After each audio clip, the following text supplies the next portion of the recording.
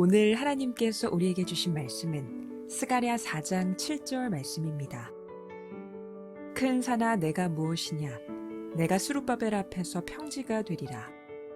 그가 머릿돌을 내놓을 때에 무리가 외치기를 은총 은총이 그에게 있을지어다 하리라 하셨고. 아멘. 지금 우리는 하나님께서 스가랴 선지자를 통하여 보여주신 그 환상 가운데 5번째 환상을 함께 나누고 있습니다. 바벨론 포로 생활 70년을 마치고 고국으로 돌아온 유다 백성들은 신앙을 회복하기 위해서 가장 먼저 성전 재건을 시작을 하였습니다. 하지만 우리 지난 시간에 살펴본 것처럼 그 성전을 재건하는 일은 만만치 않았습니다. 재정의 어려움이 있었고요. 국론의 분열과 외세의 위협, 특히 성전 건축을 중단하라고 하는 그 페르시아 아닥사스다 왕의 명령으로 인해서 성전 건축이 중단되었습니다. 그래서 16년째 중단된 채 시간이 지나가고 있었습니다. 그때 하나님은 스가랴 선지자에게 순금 등잔대의 환상을 보여주셨습니다. 그 환상을 본 스가랴 선지자는 이것이 무엇이냐라고 물었어요. 그때 주님이 주신 첫 번째 말씀이 뭐냐 그러면 이는 힘으로도 되지 아니하고 능력으로도 되지 아니하고 오직 나의 영으로 되느니라고 말씀을 하셨습니다. 그러니까 성전을 재건하는 일은 그러니까 인간의 힘과 능력으로는 결코 될 수 없고 오직 성령의 능력으로만 가능하다는 것입니다. 그렇습니다. 하나님께서 원하시는 주의 일은 인간의 힘이나 능력으로 되지 않습니다.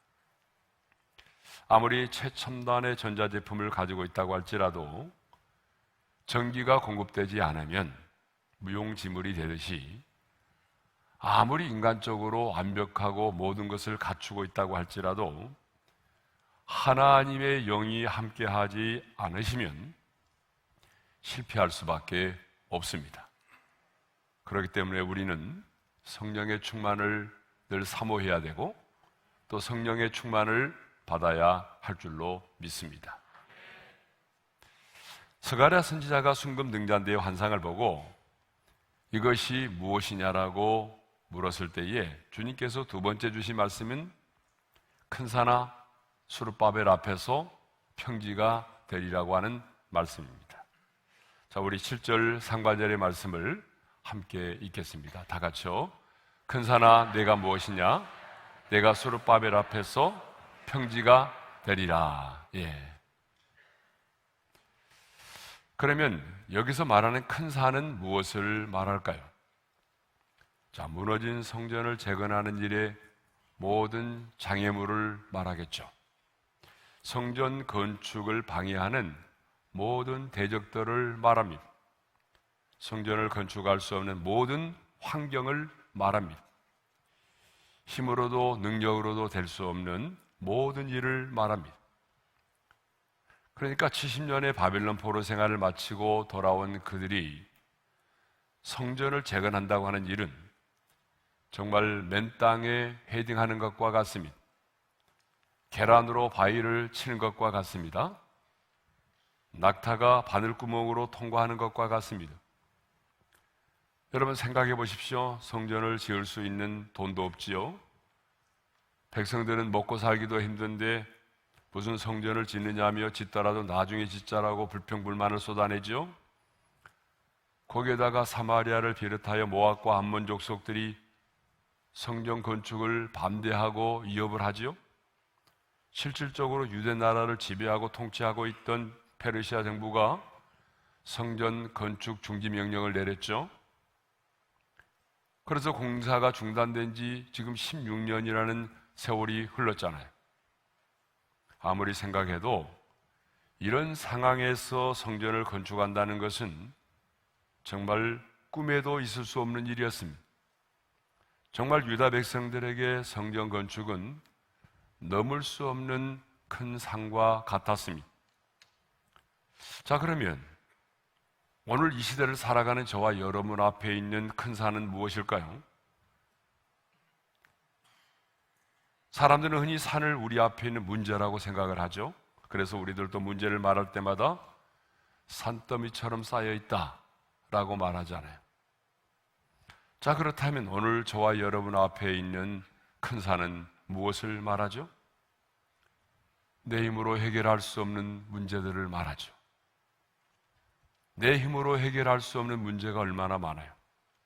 구체적으로 말씀드리자면 내 인생의 앞길을 가로막고 있는 그 어떤 사람, 끊임없이 나를 비난하고 조롱하고 핍박하고 박해하는 그 어떤 사람, 또 내 힘으로 해결할 수 없는 지금의 그 경제적인 어려움, 내 힘으로는 결코 빠져나올 수 없는 기가 막힌 웅덩이와 수렁, 인간의 의술로 치료받을 수 없는 여러 가지 질병들, 오랜 결혼 생활에도 아이가 없는 것, 그 밖에도 고쳐지지 않은 남편의 외도, 시부모의 핍박, 끊어지지 않는 중독과 습관. 여러분, 이런 것들도 우리 앞에 있는 큰 산이라고 말할 수 있을 것입니다. 그러니까 큰 산은 한마디로 말하면 내 힘으로는 해결할 수 없는 그 어떤 사람, 그 어떤 일, 그 어떤 문제를 말하는 거예요. 그런데 주님은 그 큰 산 앞에서 기죽지 말고 인생의 모든 것이 끝난 것인 양 포기하지 말고 도전하라고 말씀을 하십니다. 그래서 큰 산아, 내가 무엇이냐? 큰 산만 바라보지 말고 큰 산아, 내가 무엇이냐? 라고 말씀하십니다. 이 말은 무슨 말이냐면 하나님 앞에서는 큰 산이 문제가 아니라는 것입니다.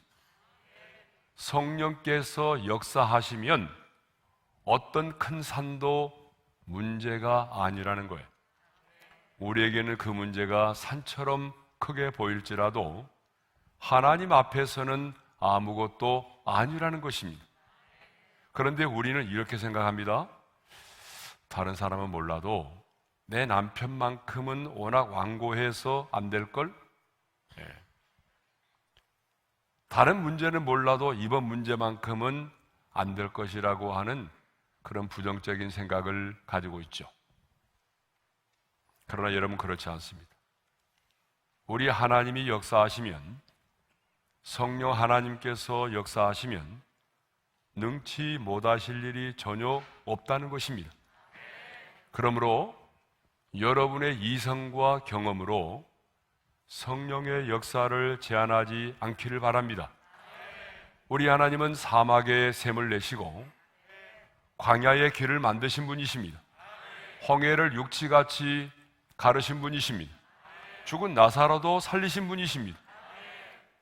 자, 우리가 어려움을 만났을 때에 그 사람이 어떻게 반응하는지를 보게 되면 그 사람이 어떤 사람인지를 알 수가 있어요. 평상시 때는 여러분 잘 모릅니다. 우리 자신의 모습도 마찬가지입니다. 내 자신의 모습도 평상시 때는 잘 몰라요. 그런데 어려움을 만났을 때에 내가 어떻게 반응하는지를 보게 되면 그 모습이 진정한 내 자신의 모습입니다. 어려움을 만났을 때에 내가 어떻게 반응하는가? 그 모습이 진정한 내 자신의 모습입니다. 어떤 사람들은요, 큰 산 내 힘으로 해결할 수 없는 문제를 만나면 도전하는 것이 아니라 숨으려고 합니다. 아니, 어떤 사람은 그 문제로부터 도피하려고 하죠. 또 어떤 사람은 쉽게 포기해버립니다. 심지어 나 하나 없어지면 되지, 나 하나 없어지면 되지 라고 생각하며 극단적인 선택을 하기도 합니다. 그러나 하나님의 사람은 인생의 큰 산을 만났을 때에 도전합니다. 성경을 보거나 역사를 보게 되면 하나님을 의지하고 하나님을 따랐던 하나님의 사람들은 내 힘으로 해결할 수 없는 문제를 만났을 때에 회피하거나 숨으려 하거나 도망가지 않았습니다. 도전했습니다. 여러분, 다윗을 보십시오. 블레셋의 장수 골리앗을 만났을 때에 모든 사람들은 두려워 고개를 쳐박고 있었지만 하나님의 사람 다윗은 그 골리앗을 향하여 도전을 하였던 것입니다. 갈렙을 보십시오. 그의 인생의 나이 85세에 이 산지를 달라며 도전하지 않았습니까? 엘리야 역시 아방에게 도전했고 바알과 아세라를 섬기는 선지자 850명과의 영적인 전쟁에 도전했던 것입니다. 그러므로 문제가 크다고 여러분 낙심하지 않기를 바랍니다. 여러분, 반대로 한번 생각해 보면 산이 크다는 것, 문제가 크다는 것은 그만큼 누릴 수 있는 영적인 희열이 크다는 것을 말하죠. 여러분, 뒷동산에 올라간 사람이 태극기를 꽂고 대한민국을 부르며 환호한 사람이 있나요? 그런 사람은 없어요. 자신의 뒷동산에 올라가서 이제 나는 이 산을 정복했다 그러면서 거기에 태극기를 꽂고 한호성을 지는 사람은 없어요. 보통 적어도 1000m 이상의 고지를 정복한 사람이 희열을 느끼고 한호성을 지르는 것입니다. 마찬가지입니다. 우리 앞에 있는 산이 크면 클수록 그 산이 평지가 되었을 때에 그 평지에서 누리는 기쁨과 감격이 클 수밖에 없는 것입니다. 그런데 하나님은요, 넘을 수 없고 정복할 수 없는 그 큰 산 앞에서 포기하고 좌절과 시리 가운데 빠져 있던 그 지도자인 스룹바벨에게 이렇게 말씀하십니다. 큰 산아, 내가 무엇이냐? 내가 스룹바벨 앞에서 뭐가 되리라? 평지가 되리라. 큰 산 앞에서 더 이상 좌절하지 말고 16년째 지금 성전 공사가 중단됐다고 해서 낙심하지 말고 포기하지 말고 낭망하지 말고 믿음으로 외치라는 것입니다. 성령께서 하시지만 우리 인간의 편에서는 해야 될 일이 있는데 그게 뭐냐 그러면 믿음으로 선포하며 외치라는 것입니다. 그렇습니다, 여러분. 신앙생활은요, 믿음으로 외치는 삶입니다. 신앙생활은 내 소원과 야망을 외치는 것이 아니라 하나님이 내게 주신 약속의 말씀을 붙들고 믿음으로 선포하며 외치는 것입니다. 여러분, 우리가 단열 기도의 첫날에 이 말씀을 묵상했죠. 열왕기상 18장을 보게 되면 엘리야 선지자는 그 땅 가운데 3년 6개월 동안 비가 내리지 않았을 때에 아합 왕에게 나가서 올라가서 먹고 마시소서, 큰 비 소리가 있나이다라고 당당하게 외쳤습니다. 그리고 갈멜산에 올라가서 기도의 무릎을 꿇었습니다. 이렇게 하나님의 사람들은 하나님의 약속의 말씀을 붙들고 믿음으로 선포하고 외쳐야 합니다. 믿음으로 하나님이 기뻐하시는 일을 외칠 때에 성령께서 역사하신다는 거죠. 난공불락의 여리고 성도 마지막에는 믿음의 함성에 의해서 무너지지 않았습니까? 그래서 예수님도 마가복음 11장 23절에 이렇게 말씀을 하셨습니다. 우리 함께 읽겠습니다. 내가 진실로 너에게 이르노니 누구든지 이 산더러 들리어 바다에 던져지라 하며 그 말하는 것이 이루어질 줄을 믿고 마음에 의심하지 아니하면 그대로 되리라. 베드로와 요한도 성전 미문에 앉은 맹인을 보고 금과 은은 내게 없지만 내게 있는 것으로 내게 주노니 나사렛 예수의 이름으로 일어나 걸으라. 그렇게 명령하고 선포했습니다. 그랬더니 발과 발목이 힘을 얻어서 일어나 걷는 역사가 일어난 것입니다. 이렇게 예수님의 이름으로 외치고 명령하고 선포하면 성령님께서 역사하신다는 것입니다. 이렇게 하나님의 사람들은 내가 결코 넘을 수 없고 정복할 수 없는 큰 산 앞에서 믿음으로 외쳐야 합니다. 그런데 여러분, 믿음으로 외쳐야 되는데 어떻게 외쳐야 됩니까? 수르바벨 앞에서 평지가 되리라. 여러분, 큰 산이 평지가 될 것을 외쳐야 한다는 것입니다. 여기 평지가 되리라고 쓰여진 말은 이 평평한 들판을 의미합니다. 그러니까 하나님을 신뢰함으로 하나님이 기뻐하시는 일을 위하여 믿음으로 외치면 우리 앞에 있는 큰 산도 뭐가 된다는 거예요? 평지가 된다는 것입니다. 평평한 들판이 된다는 것입니다. 여러분, 무슨 말입니까? 넘을 수 없는 산도 넘을 수 있게 되고 정복할 수 없던 산도 정복할 수 있게 된다는 것입니다. 성령께서 역사하시면 우리의 힘과 능력으로 이루어질 수 없는 불가능한 일들이 이루어진다는 것입니다. 성령께서 역사하시면 어떤 고난도 이겨낼 수 있게 된다는 것입니다. 그런데 여러분, 여기서 중요한 것이 있습니다. 우리가 믿음으로 외치되 문제를 외치지 말고 해답을 외쳐야 한다는 것입니다. 우리 한번 따라서 합시다. 문제를 외치지 말고 해답을 외치자. 네, 이게 중요한 거예요. 우리는 문제를 외칠 때가 참 많아요. 네? 큰 산아 내가 무엇이냐? 큰 산아 내가 무엇이냐? 꼬만 외치지 말고 수르바벨 앞에서 평지가 되리라고 외쳐야 한다는 것입니다. 여러분, 문제를 외치는 것은 누구나 할 수 있습니다. 배가 아파요. 난 외로워요. 난 아이를 갖고 싶어요. 내 남편을 구원해 주세요. 내 자녀 돌아오게 해주세요. 내 병을 고쳐주세요. 여러분, 이것은 누구나 외칠 수 있는 거예요. 자신의 문제를 외치는 것은 누구나 있을 수가 있어요. 그러나 여러분, 해답을 내치려면, 문제가 아닌 해답을 내치려면 뭐가 필요하죠? 믿음이 필요합니다. 큰 산아 수르바벨 앞에서 평지가 되리라. 큰 산아 내가 무엇이냐? 이건 누구나 잊을 수 있어요. 그런데 큰 산아 수르바벨 앞에서 평지가 되리라, 이 외침은 아무나 할 수가 없습니다. 믿음이 있는 자만이 할 수 있습니다.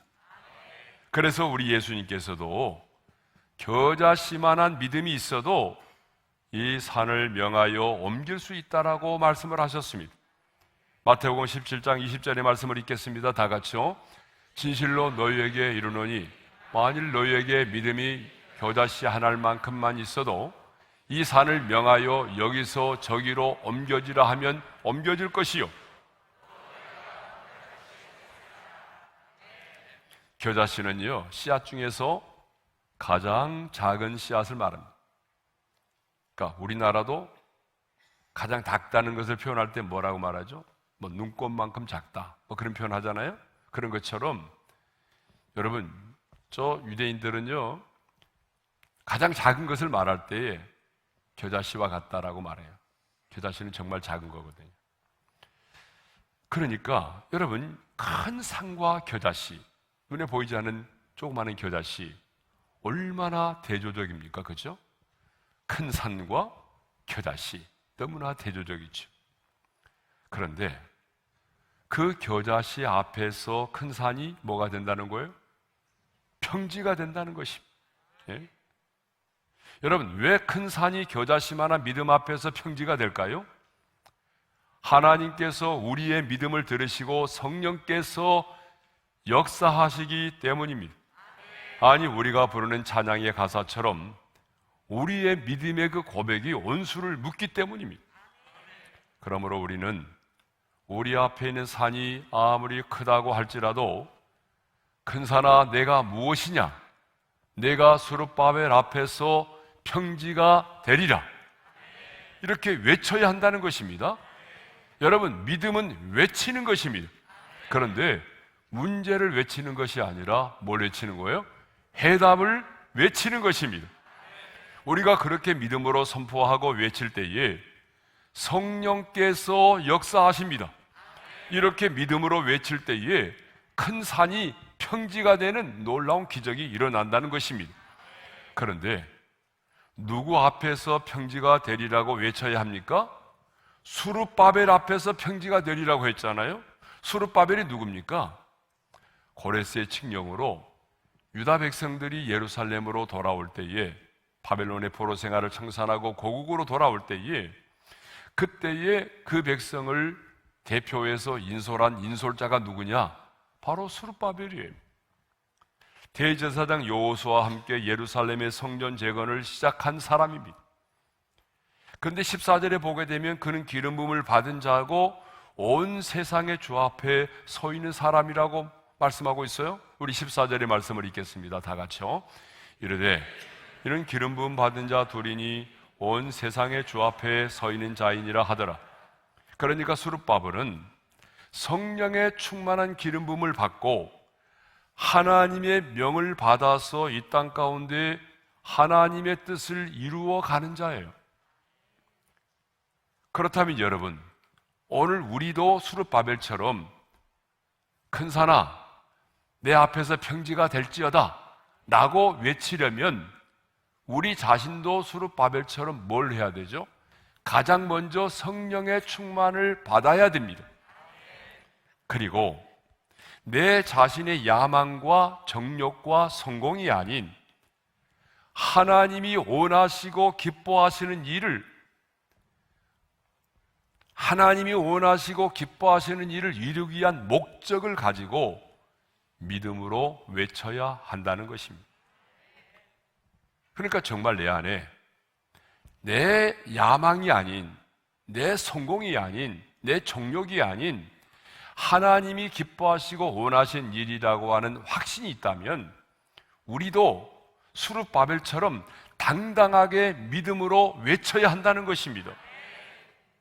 큰 산아 기문호 앞에서 평지가 될지어다.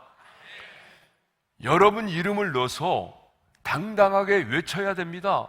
큰 산아 여러분 앞에 여러분의 이름을 넣어서 평지가 되리라.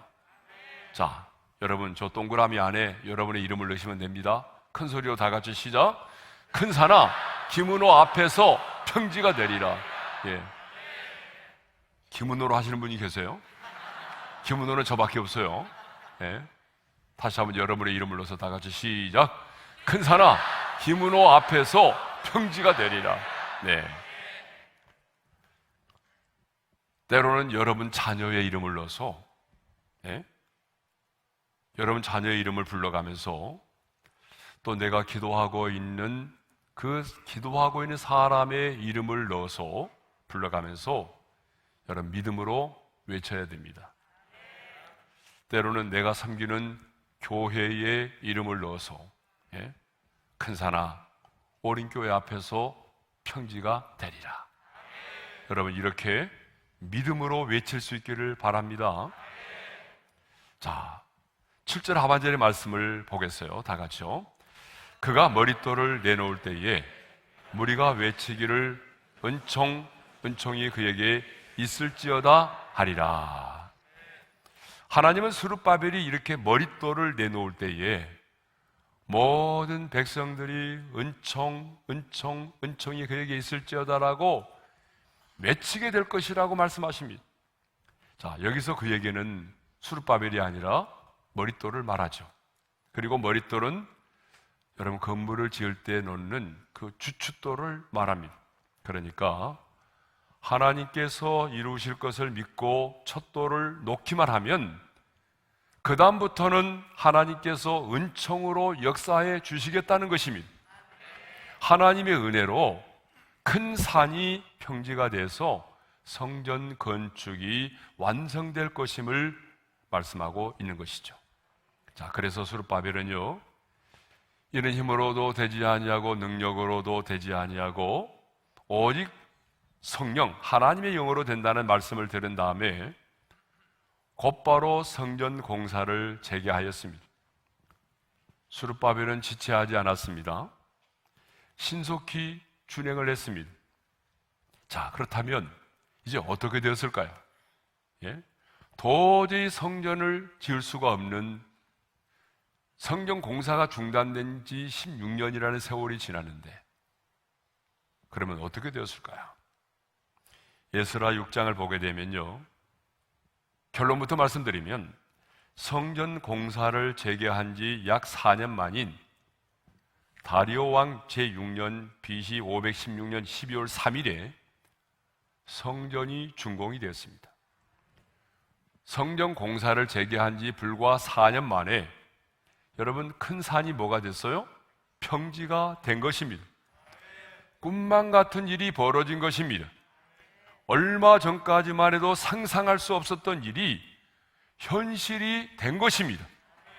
주의 성령께서 역사하시니까 장애물이 디딤돌이 되고 걸림돌이 사닥다리가 되고 원수의 그 방해 공작이 도리어 최대의 온군이 되는 역사가 일어났던 것입니다. 이제 어떻게 그런 일이 벌어졌는지를 좀 살펴보겠습니다. 성전 건축을 방해하던 서편 총독인 다느네와 그 일당들이요, 이들은 성전 건축을 방해하는 자들입니다. 스룹바벨이 성전 재건을 시작하자 이 페르시아의 다리오 왕에게 이런 상소를 올렸어요. 그 상소의 내용은 이런 겁니다. 내가 보니 지금 유대의 백성들이 엄청난 건축 공사를 하길래 어떤 법적인 근거로 지금 이런 일을 하느냐라고 물었더니 이미 선왕대에 허락한 것이라고 합니다.